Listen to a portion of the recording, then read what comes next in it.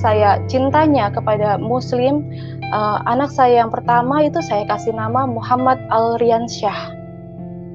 Saya begitu mengagumi Nabi Muhammad.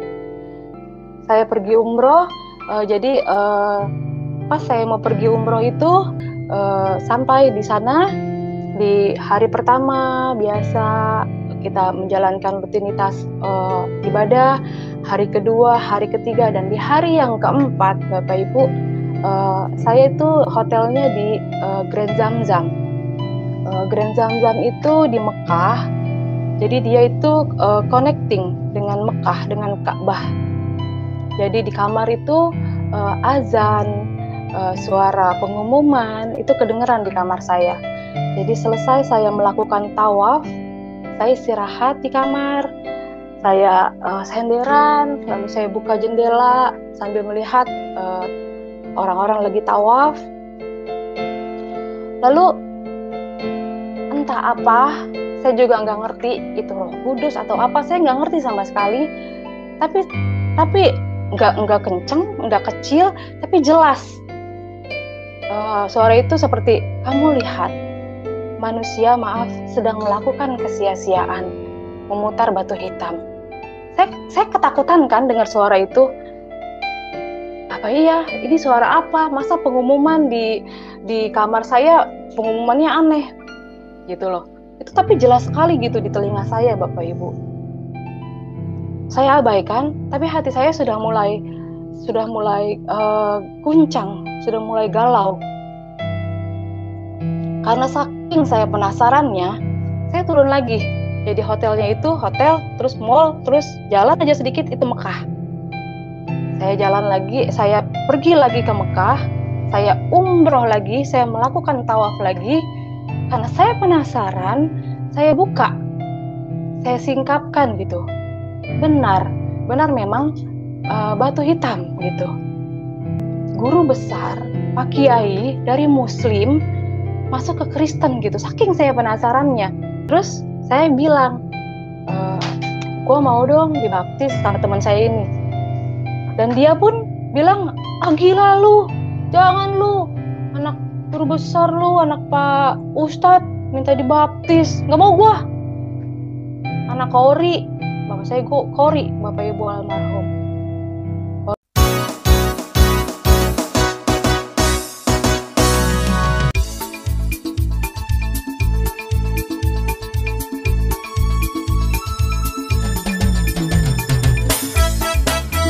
Perlu Bapak Ibu ketahui, saya terlahir dari seorang Muslim yang benar-benar taat. Saking saya cintanya kepada Muslim, anak saya yang pertama itu saya kasih nama Muhammad Al-Riansyah. Saya begitu mengagumi Nabi Muhammad. Yang kedua itu saya kasih nama Putri Al-Riansyah, dan yang ketiga Putri Riani Rahmadani, dan yang ketiga saya kasih nama Dinda Aryani. Sampai satu hari di bulan Juni 2014 saya berencana untuk pergi umroh. Saya pergi umroh, jadi pas saya mau pergi umroh itu Tuhan izinkan uang saya yang seharusnya saya setor itu kurang gitu. Akhirnya saya pinjam sama teman saya yang seorang Kristen gitu ya. Saya bilang saya mau pergi umroh tapi uangnya kurang gitu, saya bilang. Lalu gak tahu ya, dia baik banget gitu, dia langsung kasih gitu, dia transferin. Terus saya bercandain, kamu gak mau jadi Muslim, aku bilang gitu pas saya mau pergi. Lalu dia bilang, kamu pergi, kamu berdoa di sana, kamu cari kebenaran.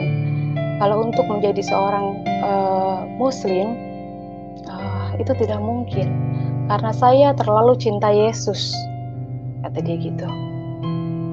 Lalu mungkin dia saat itu ngomong biasa aja nyampeinnya ke saya, tapi di hati saya itu kayak tertancap gitu.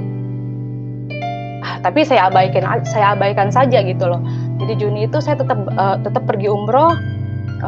Lalu saya pergi umroh, sampai di sana di hari pertama biasa kita menjalankan rutinitas ibadah, hari kedua, hari ketiga, dan di hari yang keempat, Bapak Ibu, saya itu hotelnya di Grand Zamzam.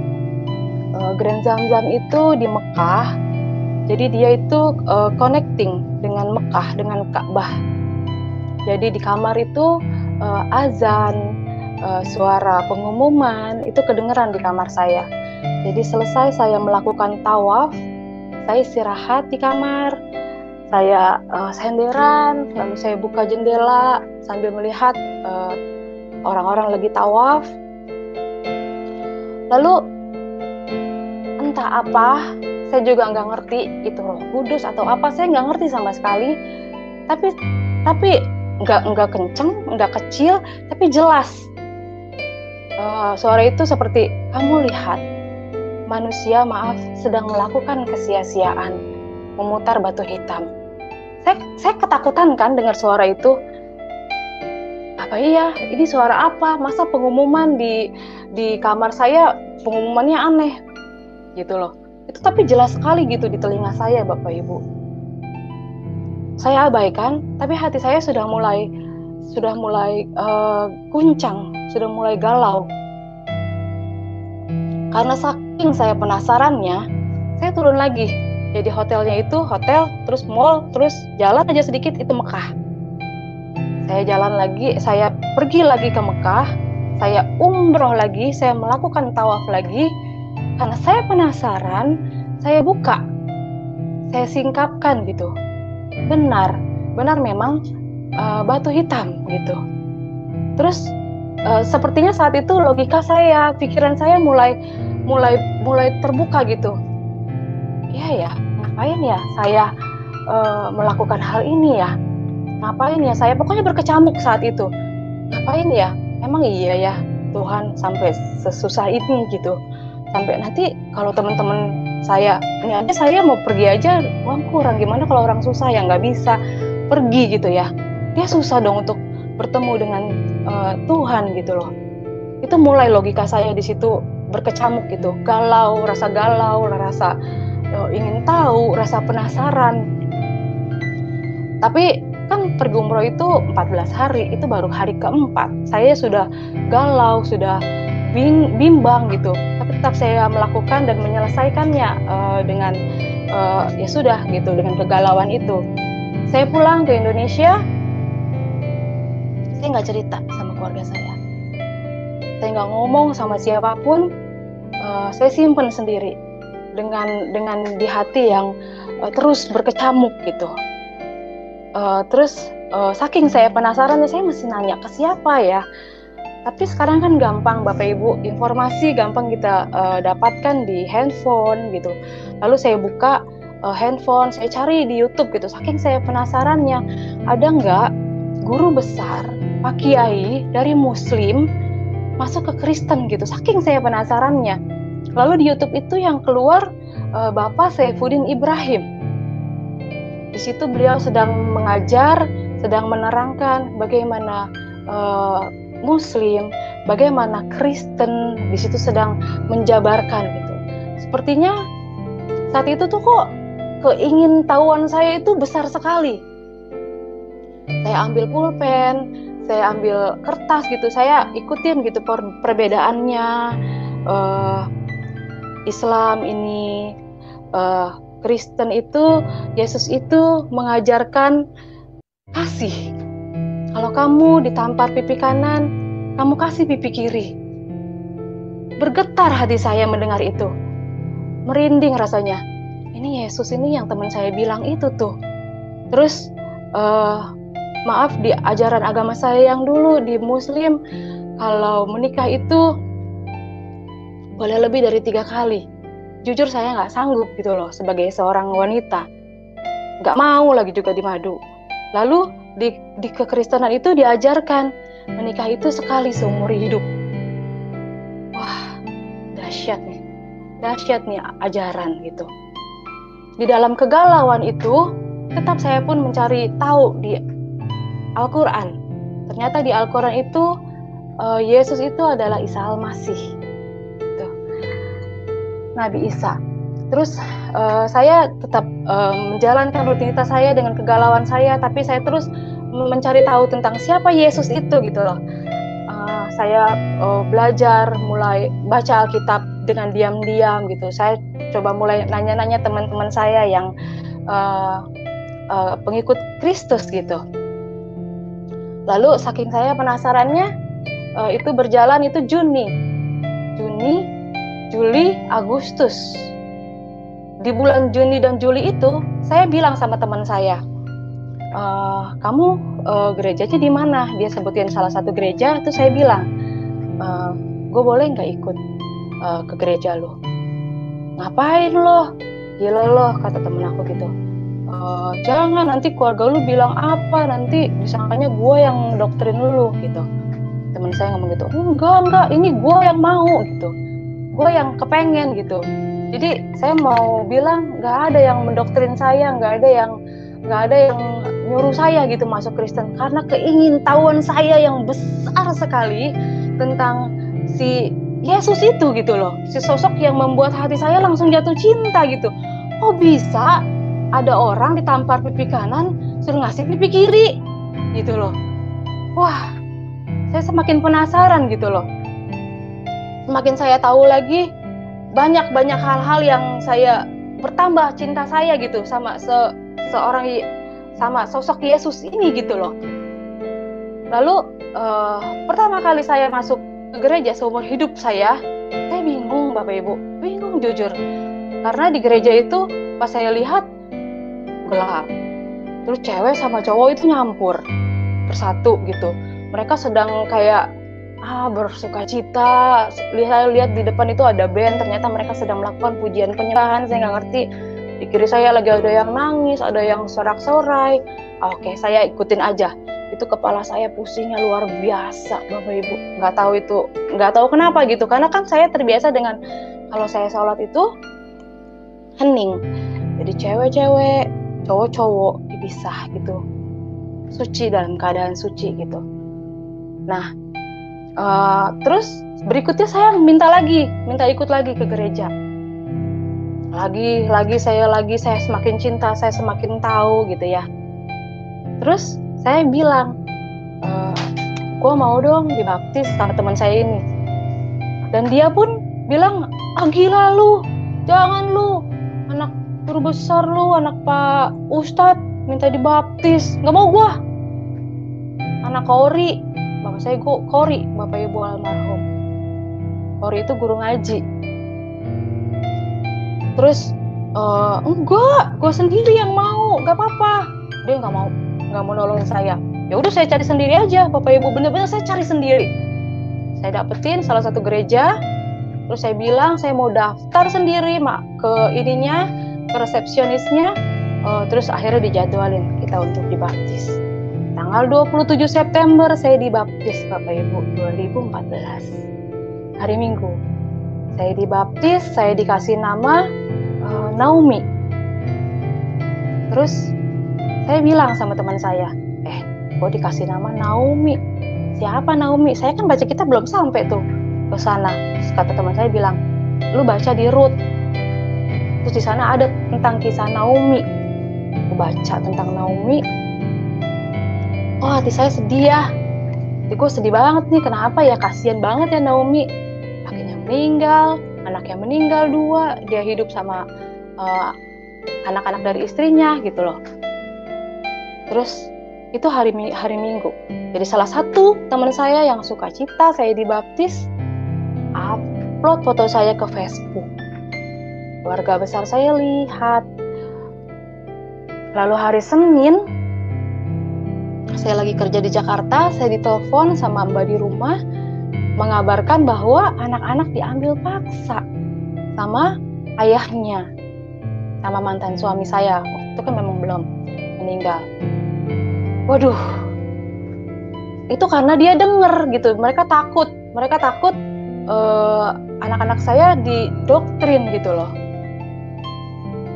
Jujur, saat itu saya kacau banget gitu. Saya sedih banget gitu. Karena saya kerja itu ya buat anak gitu loh. Buat anak, tiga-tiga buat keluarga. Buat orang tua saya, buat adik-adik saya gitu. Tuhan kenapa Tuhan? Kok malah begini, malah diambil anak-anak saya gitu loh. Kan kalau orang udah divorce itu ya udah nggak ada hubungan sebenarnya gitu loh. Anak-anak saya masih kecil, lagi sekolah diambil gitu. Ngambilnya juga ngebohongin, bilangnya neneknya sakit gitu. Ternyata dia tahu gitu. Terus saya mau marah, kayaknya mau memakai kekuatan saya sendiri gitu loh. Aduh, apa panggil pengacara ya? Apa panggil polisi ya? Tapi teman saya bilang, jangan, kamu duduk aja, kamu diem, kamu bersujud di kaki Tuhan, kamu doa, biarkan Tuhan yang bekerja untukmu, biarkan Tuhan yang berperang untukmu, kamu gak boleh marah. Jujur saat itu saya tuh masih anak baru gitu loh, menjadi seorang pengikut Kristus yang baru. Nggak bisa gue kerja tuh buat anak gue nggak ada gimana rasanya gitu. Tapi ya benar-benar saya mau taat, saya mau ya udah deh, iya deh taat deh gitu. Terus 3 bulan berselang, dengan kegalauan, dengan kesedihan yang ada, saya melanjutkan hidup saya tanpa anak-anak saya, nggak ada komunikasi sama sekali. 3 bulan Bapak Ibu, benar-benar di hari dan jam yang sama, itu 3 bulan, yang Muhammad Alriansyah ternyata di pesantren yang nggak layak, dan putri Muhammad Alriansyah itu kabur di hari dan jam yang sama setelah 3 bulan.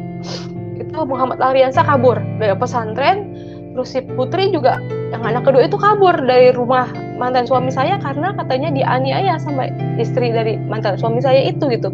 Di hari dan jam yang sama Bapak Ibu. Anak kecil saat itu nggak pegang handphone, nggak bisa janjian. Itu kalau bukan Tuhan Yesus yang menunjukkan kekuasaannya, menunjukkan ke Naomi, kamu nggak salah, pilih aku, Naomi ini aku bela kamu saat itu. Aku melihat Tuhan bela saya saat itu, benar-benar. Terus akhirnya saya dihubungin sama adik saya karena memang pesantrennya itu dekat ibu saya, dan si putri itu rumahnya cuma beda 3 rumah dari rumah ibu saya, gitu. Terus adik saya itu telepon saya, bilang, ini si Putri sama si Rian kabur nih, lu cepetan deh kesini gitu. Buru-buru saya jemput anak saya gitu, saya senang banget gitu. Sampai saya bilang, aduh Tuhan kenapa ini, bilang sampai anak ditelantarin kayak gini gitu. Jadi kayak mantan suami itu cuman kayak mau nyakitin hati saya gitu loh. Saya berpikirnya saat itu, tapi saya ya udahlah, anak-anak udah balik itu kabur. Akhirnya saya melanjutkan hidup saya didik anak-anak saya, benar-benar kita dia ikut saya ibadah, anak-anak saya 3-3-nya. Lalu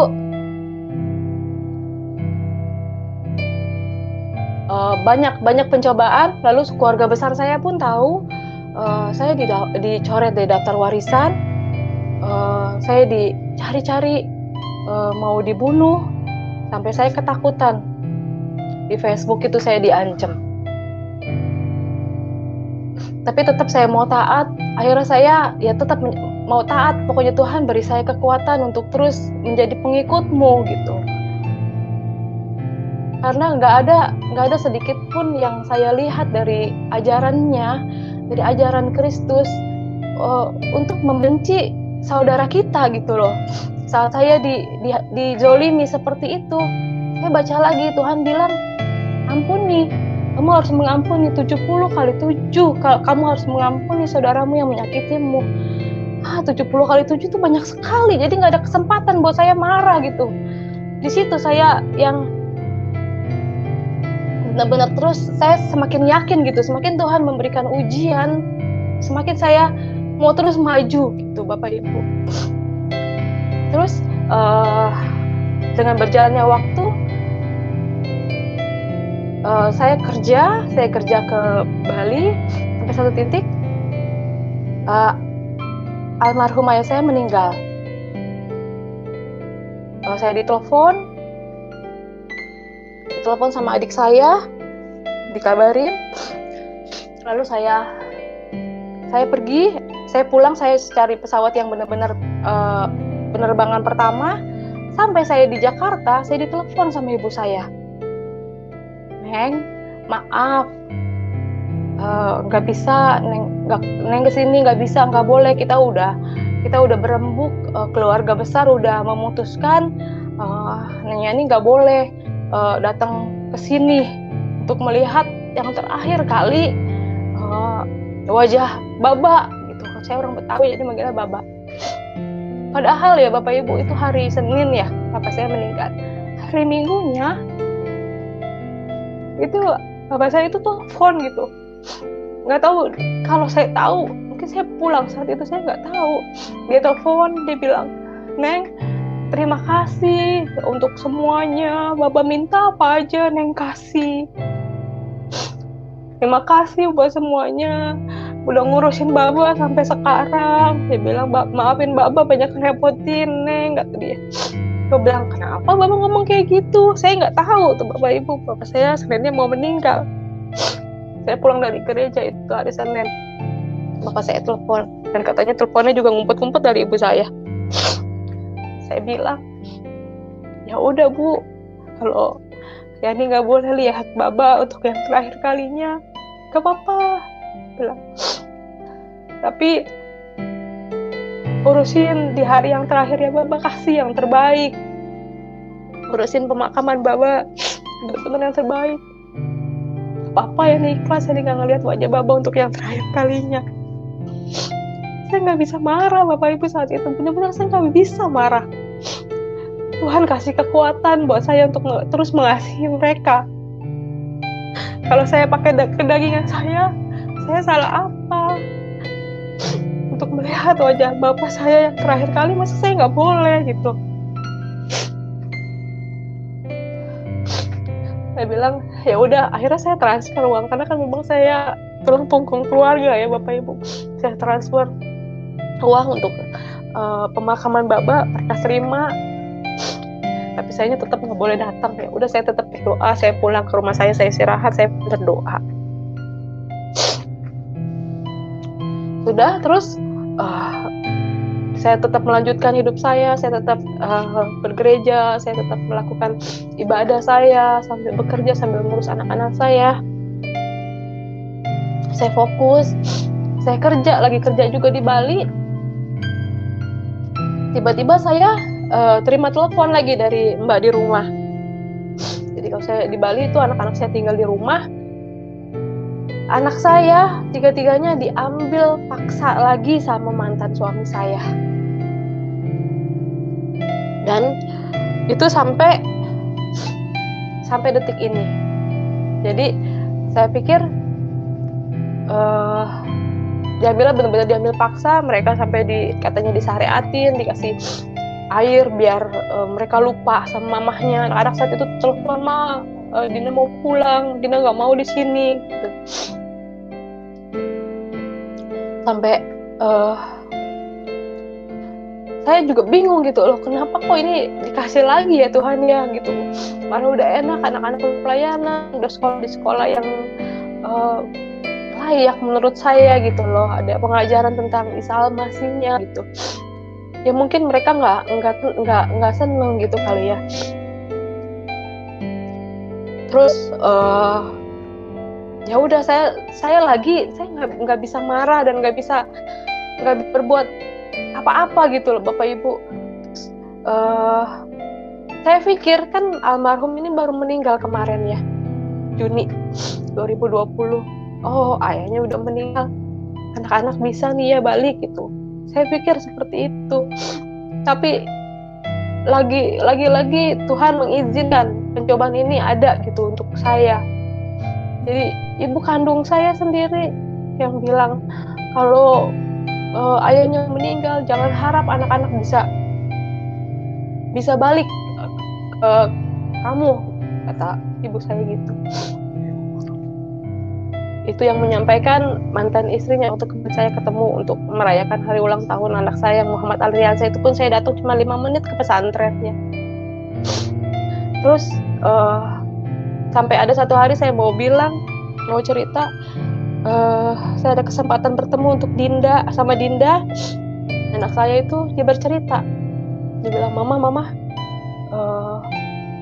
nenek waktu itu ke Pak Ustadz, Pak Kiai. Dia bilang, ngapain dak? Aku bilang, iya, mau doain mama biar mama masuk ke Islam lagi. Tahu nggak mah, Pak Ustadznya kan nanya mana foto mama. Terus nenek kasih lihat foto mama, terus diliatin kan fotonya. Lalu Pak Ustadznya bilang ke ibu saya, dia bilang, anak ibu udah nggak bisa didoain. Nih ibu lihat di dahinya ada salib. Dan itu yang melihat bukan ibu saya aja, di situ ada anak saya Dinda, lalu ada kalau orang Betawi bilang encing saya juga lihat gitu, 4 orang yang lihat Dinda cerita.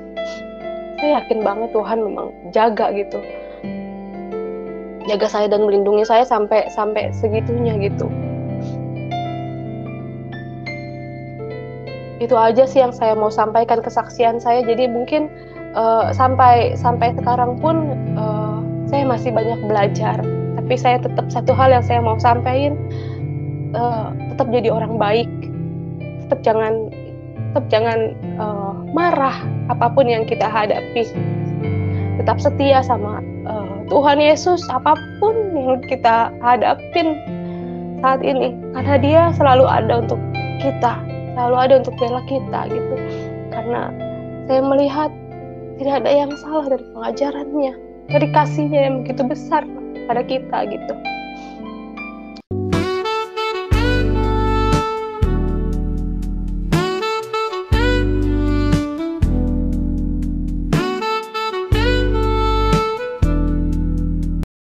Shalom, salam sejahtera dalam kasih Tuhan Yesus Kristus. Kuasa Tuhan Yesus tak terbantahkan lagi dan tak dapat dibendung oleh siapapun. Saudara-saudara, kalau saudara telah melihat bagaimana Tuhan bekerja menyelamatkan mereka, tidak peduli mereka ada di tempat yang seperti apa, bahkan di sarangnya pun, ya, di saat dia sedang melakukan suatu rukun agamanya, bahkan di tengah-tengah dia sedang melaksanakan itu, Tuhan Yesus datang dan berbicara kepada dia. Nah, saudara-saudara, di mana Tuhan yang menjaga tempat itu? Di mana Tuhan yang menjaga daerah itu? Kalau memang ada Tuhan yang lebih berkuasa dari Tuhan Yesus, kita bicara soal fakta, kita bicara soal kenyataan, soal kebenaran. Kalau memang ada Tuhan yang menjaga tempat itu, ya, kalau memang ada Tuhan yang mendiami tempat itu, kalau ada Tuhan yang memang hidup di tempat itu, mengapa mereka mendengar suara Tuhan Yesus? Mengapa mereka berbicara dengan Tuhan Yesus? Mengapa mereka kemudian bertemu dengan Tuhan Yesus? Kalau memang ada Tuhan yang berkuasa di tempat itu, tentu Tuhan itu akan melarang Tuhan Yesus untuk memasuki daerah itu, bukan? Tetapi di sini membuktikan kepada kita bahwa Tuhan Yesus adalah Tuhan penguasa langit dan bumi. Tuhan Yesus berkuasa atas semua tempat yang ada di jagat raya ini, apalagi cuma tempat yang ada di Timur Tengah itu. Tuhan Yesus penguasanya. Itu suatu bukti. Kalau saudara ingin mendengar bagaimana kesaksian ini selanjutnya, selamat menyaksikan kesaksian ini dan akan mengejutkan saudara. Haleluya. Tuhan memberkati kita semua. Kiranya doa kami, saudara diberkati oleh Tuhan. Haleluya, puji Tuhan. Shalom.